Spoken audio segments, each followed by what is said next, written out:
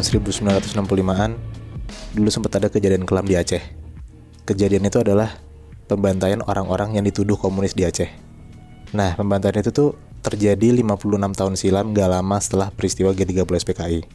Salah satu alasannya kenapa ada pembantaian di Aceh ini karena adanya pembunuhan jenderal di Pulau Jawa, ada juga dendam pribadi, ada juga isu agama. Pokoknya banyak hal lah yang melatari terjadinya pembantaian ini. Oke. Nah, salah satu tempat terjadinya peristiwa ini itu ada di lubang-lubang pembantaian di perbukitan Selawah, di pinggir kota Sigli.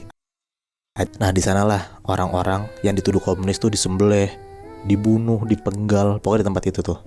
Ratusan orang dieksekusi secara kejam, dan katanya nih kalau misalnya lehernya itu nggak putus, sebisa mungkin dia motong berkali-kali biar leher itu putus dari badan ke kepala gitu. Sadis banget. Ya kalian kebayang lah ya, daerah Aceh dulunya 50 tahun silam tuh kayak gimana lah. Nah, by the way, gue ini orang Aceh, Bi, Nat. Jadi gue suka beberapa kali pulang kampung lah, ke kampung gue ke Aceh. Masih banyak banget tuh saudara-saudara gue yang tinggal di sana. Salah satunya daerah yang gue samperin ini daerah Sigli, di daerah tempat yang tadi gue bilang ada pembantaian itu. Gue datang ke daerah Sigli itu bukan di tempat persis yang gue bilang ada pembantaian itu ya, tapi di daerah Siglinya. Oke. Gue kesana tahun 2010-an bareng sama keluarga gue, dan di sana itu gue ketemu sama saudara-saudara jauh gue. Ada juga atok gue tuh kakek, iya benar, tapi bukan atok kandung gue ya. Nah, gue ngobrol tuh sama atok gue, biasalah ngobrolin sejarah segala macem. Saya pada akhirnya dicerita tentang pembantaian tadi gue bilang. Dan gak cuman bahas tentang itu doang, atau gue cerita tentang kejadian mistis waktu pas dia masih muda di tahun 1965an itu. Pokoknya kejadian yang diceritain sama atok gue itu setelah adanya pembantaian itulah, tapi sebelum adanya GAM. Jadi masih di masa pembantaian tadi gue bilang tuh, yang komunis-komunis itu. Waktu itu ternyata atok gue tuh kasarannya hampir jadi korban pembantaian itu. Karena ternyata gak cuma komunis doang, Bi, Nat, yang dibantai. Warga-warga yang gak bersalah pun juga ikut jadi korban. Karena dituduh gitu ya. Iya bener, Bi. Atau gue tuh lihat sendiri pakai mata kepalanya dia, banyak banget tetangga yang ditarik secara paksa buat naik ke pickup. Habis itu atau gue ngeliat mereka diikat buat dibawa ke penjara atau ke tempat eksekusi itu. Ya pokoknya kasarannya atau gue jadi salah satu saksinya lah di sana. Ini kita sebut aja nama atau gue Hadi ya. Dan gue akan ceritain apa yang diceritain ke gue. Oke. Berarti ini cerita tentang Atok Hadi lo itu. Iya bener. Oke. Jadi di hari itu, di tahun 1965an, Hadi ini umurnya sekitar 20-an sampai 30-an tahun lah. Si Hadi ini lagi ngelakuin kegiatan anak muda gitu biasa, Bi, ngeronda tiap malam gitu, Nat. Tepat banget pas Hadi lagi ngeronda bareng teman-temannya, ternyata banyak banget oknum yang tiba-tiba datang naik mobil pickup itu, terus ngegerebek tuh rumah-rumah orang, ngebawa orang-orang secara paksa yang tadi gue bilang. Hadi dan dua temennya ini langsung kabur buat ngumpet biar nggak dibawa sama oknum-oknum ini. Masuklah Hadi dan teman-teman ini kayak ke dalam kebun sawah gitu yang emang tanamannya tuh lebat gitu, Bi, Nat. Jadi nggak kelihatan lah kalau misalnya dari luar. Nah, pas si Hadi lagi ngumpet dan ngintip-ngintip di antara tanaman-tanaman itu, dia tuh ngelihat puluhan orang tuh dipenggal kepalanya, Bi, Nat, di atas bukit. Jadi tuh dia kayak di kebun bawah, di atas dia tuh bukit. Nah, dia tuh ngelihat banyak banget orang-orang dipenggal tuh di sana. Ada yang lehernya udah kepotong setengah tapi masih kejang-kejang. Ada juga yang langsung ditebas kepala langsung buntung. Pokoknya tuh si Hadi ini ngeliat lah orang-orang ini dieksekusi. Nah, kebanyakan orang yang ngeeksekusi ini pun juga orang-orang Aceh yang ditunjuk jadi algojo lah. Nah, jadi ada beberapa orang-orang yang jadi algojo ini sebenarnya Hadi kenal, cuman dia juga nggak bisa ngasih tahu lah gimana daripada dia kena jadi korban juga kan. Hadi dan dua temennya nyari tempat yang bisa disinggahin sembari nunggu biar keadaan di luar tuh udah nggak terlalu chaos. Barulah dia mau keluar gitu rencananya. Nah, Hadi dan teman-teman ini masuk ke dalam gubuk gitu, Bi, Nat, kayak di tengah-tengah kebun itu. Nah, mereka masuk ke gubuk ini sekitar jam 2-an pagi. Jadi kayak di dalam gubuk itu tuh cuman segede kamar kosan gitu, kayak kamar petakan. Isinya tuh kayak ada kayu-kayu, ada juga alat-alat buat petani. Pokoknya bener-bener sumpek banget gitu lah. Mereka terpaksa di sana ya karena mereka mikir daripada mereka keluar malah jadi sasaran eksekusi, ya mending mereka ngumpet gitu. Dari jam 2 pagi itu mereka akhirnya masuk dan bener-bener gak bisa tidur sama sekali. Sebenarnya tuh mereka udah ngantuk banget, Bi, Nat. Cuma karena tegang dan mereka tuh nahan ngantuk biar tetap siaga gitu loh. Takutnya di luar ada apa-apa kan. Jadi kayak hampir udah 1 jam, sekitar jam 3 pagi, dua temennya Hadi ini ternyata ngantuk banget. Saya pada akhirnya si Hadi ini ngide buat dia yang ngejaga, dan dua temennya tuh tidur duluan. Jadi kayak nge-shift gitu lah. Barulah jam 5-an gantian tuh Si dua temen yang ngejaga, baru si Hadi tidur. Udahlah akhirnya dua temennya tidur dan Hadi ini ngejaga di gubuk itu sendirian. Karena gubuk ini tuh pengap banget dan kecil banget, ditambah minim penerangan juga. Jadi tuh si Hadi cuma bisa ngintip-ngintip dari sela-sela kayu buat ngeliat keadaan di luar gimana, dan itu pun gelap juga Nat, nggak kelihatan juga gitu. Nah pas si Hadi ini pelan-pelan lagi ngintip, dari arah belakang dia, dari arah belakang gubuk, Hadi tuh denger kayak ada suara bruk, bruk, bruk, bruk, gerabak gerubuk gitulah. Ya kaget lah si Hadi kan. Dia langsung tuh jalan ke belakang buat ngintip. Dari dalam gubuk juga tetap. Dia ngintip lah keluar dari sela-sela kayu itu. Pas dia ngeliat, ternyata nggak ada apa-apa, kosong. Nah pas dia lagi ngintip dari bagian belakang itu, tiba-tiba dari tempat awal dia ngintip itu, dia denger ada suara gerabak gerubuk lagi di tempat awal dia ngintip. Di bagian depan berarti ini? Iya, di bagian depan kayak gitu lagi. Ya karena dia panik, dia langsung buru-buru juga tuh ngecek lagi, balik lagi ke arah sana. Ngintip lagi lah dia. Nah pas dia lagi ngintip, tiba-tiba tuh dia ngelihat jelas banget Nat, dari luar kayak ada orang yang ngintip dia juga.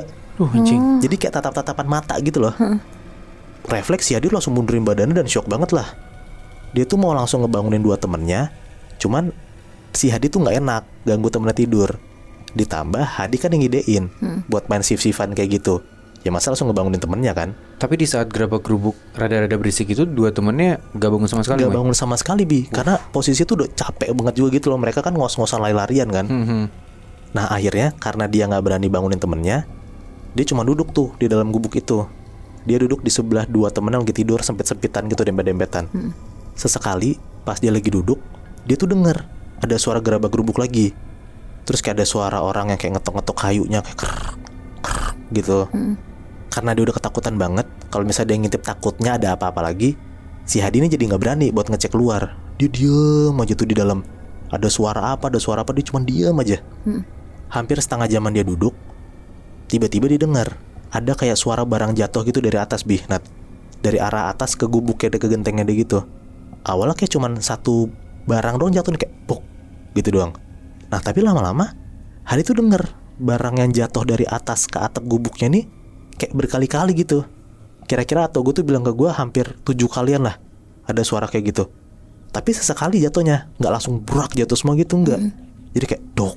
Terus habis itu ada lagi brak gitu. Pokoknya 7 kali lah. Nah karena si Hadi ini ngerasa terganggu banget, tapi dia takut kalau misalnya ternyata itu ada serangan dari oknum apa gimana kan. Akhirnya dia ngeberanin diri Nat, buat keluar dari gubuk itu, buat ngecek sebenarnya jatuh itu apa. Takutnya bom atau apa kan, kita gak ada yang tahu kan. Nah karena kalau misalnya didengar dari suaranya, ini tuh kayak benda lumayan berat gitu Nat. Suara tuh berat banget kalau jatuh ke atas gubuk. Jadi kayak dia tahu kayaknya ini barang sesuatu yang takutnya nyelakain Hadi dan teman-temannya. Keluarlah dia dari gubuk itu. Dia nengok tuh ke kanan, ke kiri, tapi nggak ada apa-apa. Hadi ngiterin tuh gubuknya sambil dia ngawas-ngawasin orang, takutnya ada yang lewat gitu kan. Dia sambil cengak-cenguk, dia muterin tuh gubuknya ke arah samping. Nah pas dia lagi ngiter ke arah samping gubuknya, si Hadi tuh ngeliat Nat, asal muasal suara yang bruk bruk bruk jatuh ke atas gubuk dia itu suara apa sebenarnya? Apa? Jadi pas dia nengok ke arah bawah Nat, ternyata suara yang jatuh-jatuh itu tuh adalah kepala manusia.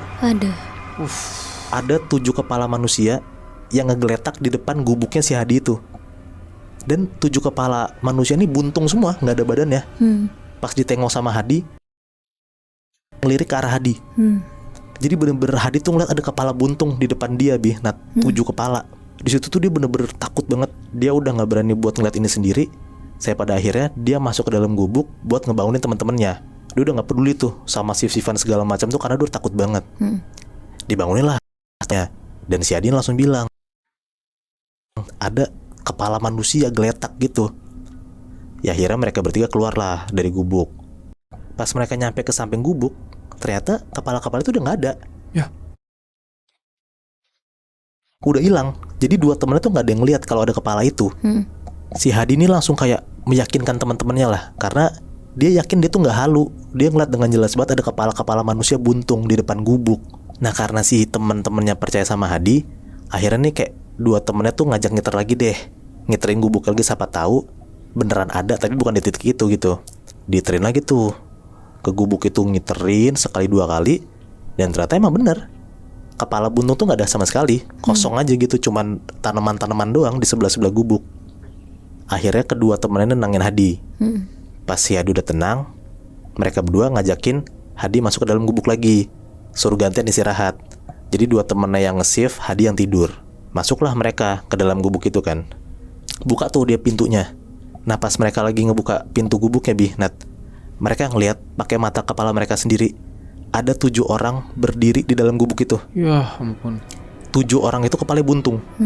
Dan sosok-sosok ini lagi megangin kepala yang si Hadi lihat tadi di luar gubuk. Ya anjrit. Oh jadi kepalanya ada di tangannya itu. Iya, jadi di dalam gubuk yang kecil itu Nat, Hadi dan teman-teman tuh ngelihat ada 7 orang berdiri di dalam gubuk itu dan kepalanya buntung sambil megangin kepala itu di tangannya dia. Wah anjrit. Terus habis itu mereka kabur gitu aja. Kabur Untung banget tuh pas si Hadi dan teman-teman ini kabur, si oknum-oknum yang emang mau ngebantai ini tuh udah nggak ada. Jadi alhamdulillah dia aman. Wow. Makanya ini jadi kayak salah satu cerita yang emang nggak bisa atau gue lupain gitu loh.